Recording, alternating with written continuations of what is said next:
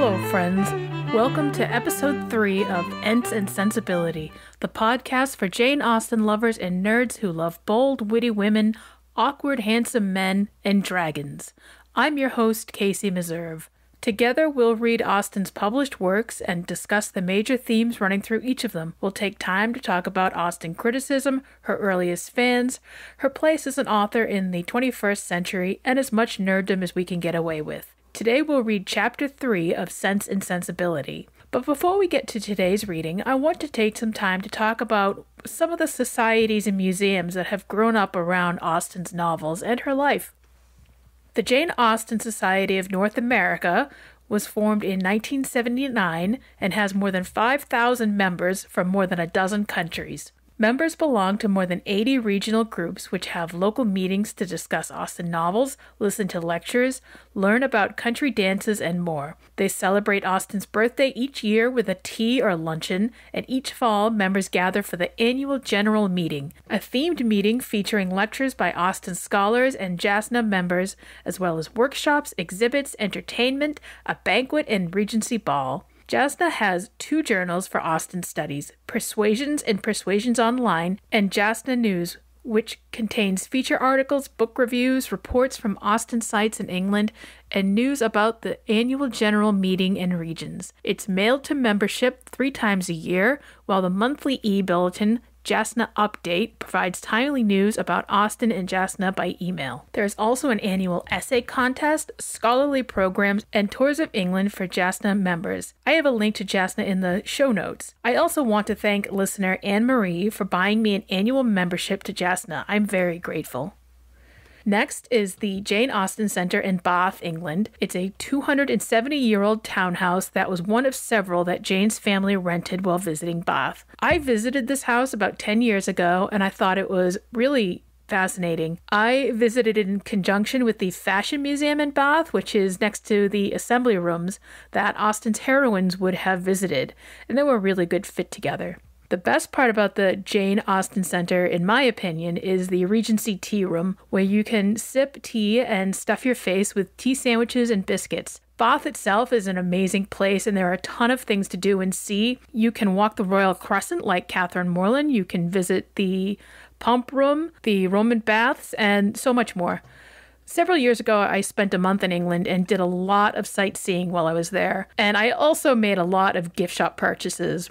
One of my favorite goodies that I brought back is an I Heart Mr. Darcy tote bag that I bought at the Jane Austen Centre. I adore this bag and I still use it today. I've posted some pictures from the center on our Facebook page and on Instagram. You can share your Jane Austen trip stories and pics on our social media pages. Finally, the Jane Austen house is the house where Jane wrote and published her novels. The house is located in Chawton, Hampshire, about 60 miles or 90 kilometers south of Oxford. This was Jane's final home. It offers daily tours, and during the 2020 holiday season, the museum offered an online experience featuring narration by Emma Thompson, along with music, quotes, games, puzzles, and an array of objects from the Jane Austen house collection. I've never been to the Jane Austen house, but it's definitely on the list for when I go back to England one day. I've included links to all 3 organizations in our show notes. Now on to today's reading. In previous episodes, we learned that Mr. Dashwood has died and left no money for his wife or daughters, but he did beg his rich son to take care of them. In Chapter 2, his son John and his wife have talked themselves out of helping the Dashwood women financially. Today, in Chapter 3, we'll see that Mrs. Dashwood has changed her mind about leaving Norland right away. Mrs. Dashwood remained at Norland several months, not from any disinclination to move when the sight of every well-known spot ceased to raise the violent emotions which it produced for a while, for when her spirits began to revive, and her mind became capable of some other exertion than that of heightening of its affliction by melancholy remembrances, she was impatient to be gone and indefatigable in her inquiries for a suitable dwelling in the neighbourhood of Norland, for to remove far from that beloved spot was impossible. But she could hear of no situation that at once answered her notions of comfort and ease, and suited the prudence of her eldest daughter, whose steadier judgment rejected several houses as too large for their income, which her mother would have approved. Mrs. Dashwood had been informed by her husband of the solemn promise on the part of his son in their favor, which gave comfort to his last earthly reflections. She doubted the sincerity of this assurance no more than he had doubted it himself, and she thought of it, for her daughter's sake, with satisfaction, though as for herself she was persuaded that a much smaller provision than £7,000 would support her in affluence. For their brother's sake, too, for the sake of his own heart, she rejoiced, and she reproached herself for being unjust to his merit before in believing him incapable of generosity. His attentive behavior to herself and his sisters convinced her that their welfare was dear to him, and for a long time she firmly relied on the liberality of his intentions. So one reason Mrs. Dashwood is staying is because she expects her stepson will provide something for her family, because John acts so nicely to them. Remember that John is well respected because he, quote, conducts himself with propriety. So he's going to be polite to his stepmother and his sisters, and indeed he is so attentive to Mrs. D that she can't help but believe that he means to help them financially. She's used to living on the interest of £7,000, but expects the family can survive on far less with help from John. As for her daughter-in-law, Fanny, living together has not made Mrs. D fonder of her. Quote, the contempt which she had very early in their acquaintance felt for her daughter-in-law was very much increased by the further knowledge of her character, which half a year's residence in her family afforded. So 6 months of living as a guest in her formal home has been brutal for Mrs. D. She loathes Fanny even more now than she did when she first met her.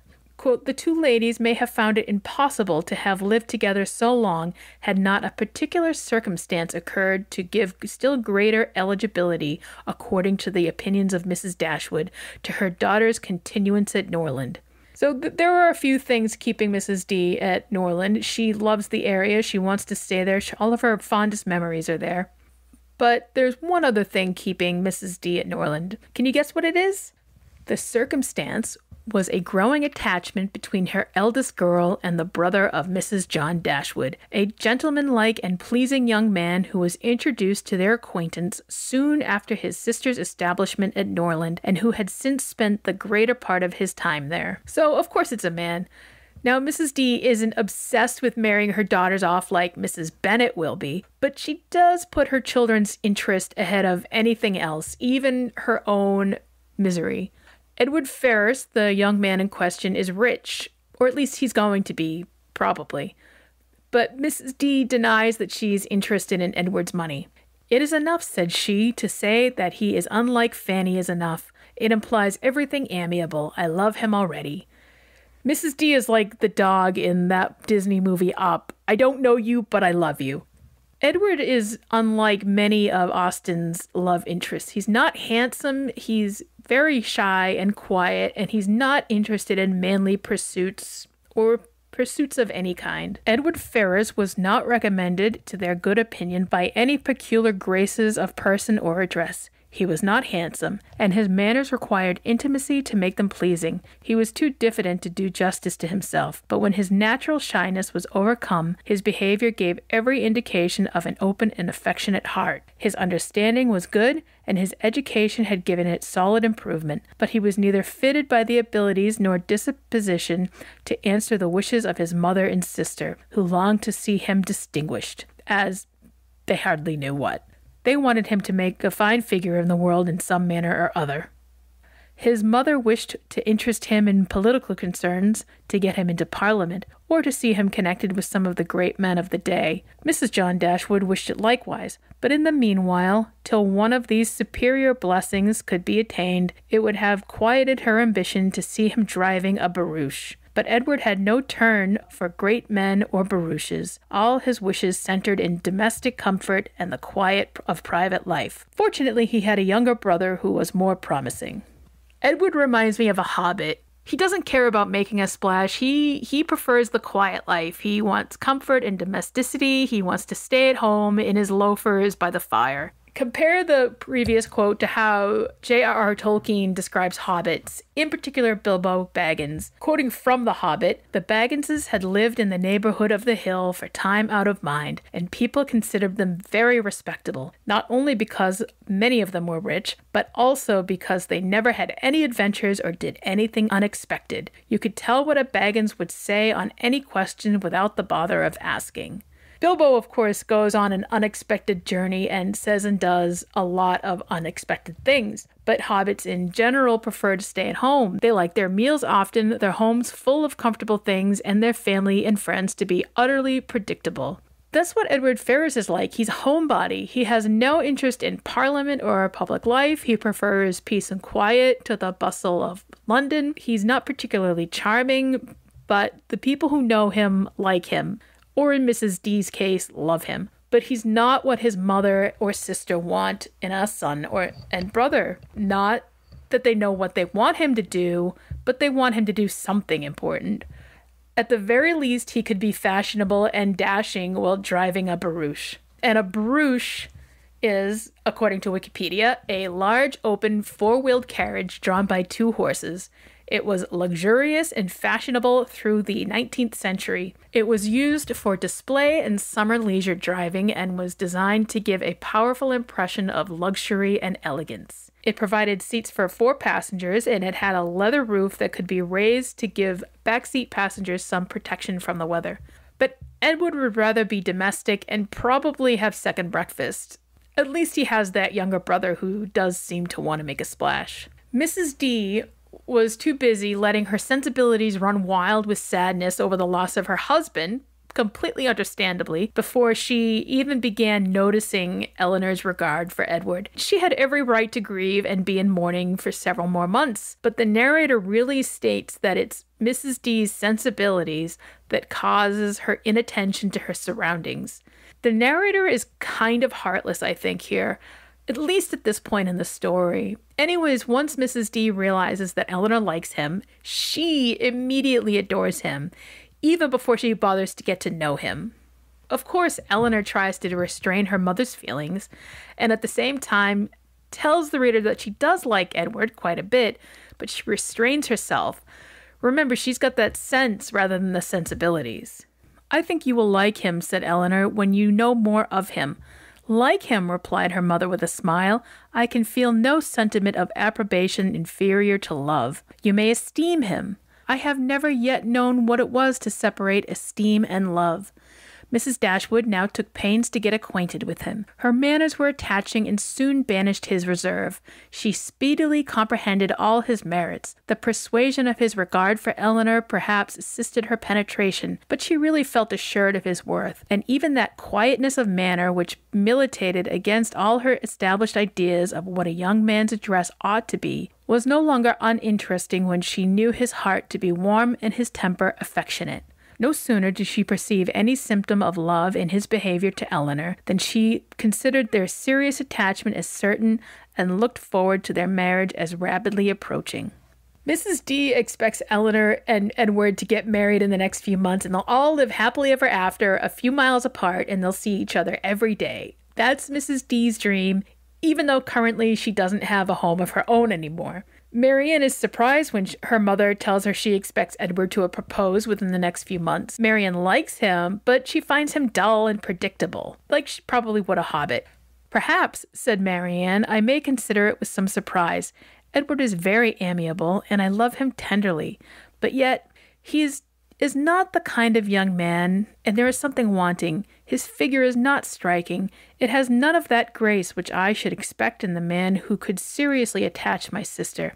His eyes want all that spirit, that fire, which at once announce virtue and intelligence. And besides all this, I am afraid, mamma, he has no real taste. Music seems scarcely to attract him, and though he admires Eleanor's drawings very much, it is not the admiration of a person who can understand their worth. It is evident, in spite of his frequent attention to her while she draws, that in fact he knows nothing of the matter. He admires as a lover, not as a connoisseur. To satisfy me, those characters must be united. I could not be happy with a man whose taste did not in every point coincide with my own. He must enter into all my feelings The same books, the same music must charm us both. Oh, Mamma, how spiritless, how tame was Edward's manner in reading to us last night.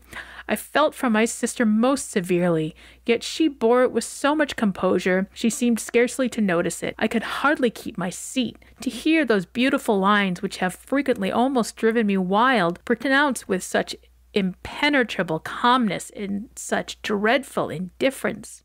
He would certainly have done more justice to simple and elegant prose. I thought so at the time, but you would give him Cooper. Marianne thinks he's dull because he's very calm and unspirited. He doesn't care for art, except for Eleanor's art. He doesn't like the same types of books as Marianne, and he reads aloud without spirit. Marianne has really specific standards for a man. He has to check all these boxes she has. He has to passionately love all the same things she does. He needs to read aloud well. He must love Cooper. And if he doesn't love Cooper, then forget it. But she does admit that she and Eleanor have different tastes, and Edward fits Eleanor's taste far better, and she despairs that she'll ever meet a man that ticks all her boxes. Mamma, the more I know of the world, the more I am convinced that I shall never see a man whom I can really love. I require so much. He must have all Edward's virtues, and his person and manners must ornament his goodness with every possible charm. Remember, my love, that you are not 17. It is yet too early in life to despair of such happiness. Why should you be less fortunate than your mother? In one circumstance only, my Marianne, may your destiny be different from hers. So, for once, Mrs. D reminds Marianne of restraint. Meaning, of course, that her husband died before her and left her without a home or a fortune to support her children. Part of the reason Mrs. D seems to really want Eleanor and Edward to marry is that he may act like more of a brother to her daughters than John does. She tells Marianne, "You will gain a brother, a real affectionate brother. An affectionate brother who may help the family, providing, if not money, then perhaps other options for her other daughters to find husbands and their own security, and maybe a place to live." And now we've come to the end of the chapter. Before we go, I wanted to briefly discuss who is this Cooper that Marianne keeps talking about. William Cowper was a poet and a writer of hymns and one of the most popular poets of his time. His name is spelled Cowper and pronounced Cooper rather than, as I thought when I started writing this episode, Cowper. He was born in 1731 in Herefordshire and had a really interesting life. He was institutionalized for his insanity. He became a devout evangelical Christian and an abolitionist. He was good friends with John Newton, the ex-slave trader who wrote Amazing Grace. There's a really good biography of Cooper on poetryfoundation.org, and I've linked that in the show notes. Along with hymns and translating the Iliad and the Odyssey, Cooper wrote dozens of poems, such as Light Shining Out of Darkness and The Negro's Complaint, which was often quoted by Martin Luther King Jr. during the civil rights movement in the U.S. in the 1950s and 60s. Besides his evangelical and anti-slavery poetry, many of Cooper's poems were about everyday life and scenes of the English countryside. These were probably the poems that Marianne made Edward read. According to Lucy Worsley and Jane Austen at Home, Jane's own books included the history of Little Goody Two-Shoes, as well as a French grammar. Probably, like Catherine Morland, she read John Gay's fables, but alongside all this saccharine stuff aimed at kids, Jane had adult tastes. Although there were locks to the bookcase, no one seems to have stopped her from reading books for grown-ups. At a very early age, her family remembered, she was enamored of Gilpin. Her favorite moral writers were Johnson in prose and Cooper in verse. Indeed, the poet William Cowper is quoted more than any other author in her novels and letters. Jane was a big fan of Cooper. She used his poetry to describe characters such as Marianne and Fanny Price in Mansfield Park, but she also refers to his poems in her letters. In one letter to Cassandra, dated January 8, 1807, she writes, "Our garden is putting to order by a man who bears a remarkably good character, has a very fine complexion, and asks something less than the first. The shrubs which border the gravel walk he says, are only sweetbriar and roses, and the latter of an indifferent sort. We mean to get a few of the better kind, therefore, and at my own particular desire, he procured us some syringas. I could not do without a syringa for the sake of Cooper's line. We talk also of a laburnum. The poem Jane is referring to is The Task, a lengthy poem written in 6 books and published in 1785. I am not going to recite the entire poem, but I'll quote the lines that Jane is referring to in her letter. Laburnum rich in streaming gold, syringa ivory pure, the scented and the scentless rose, this red and of a humble growth, the other tall,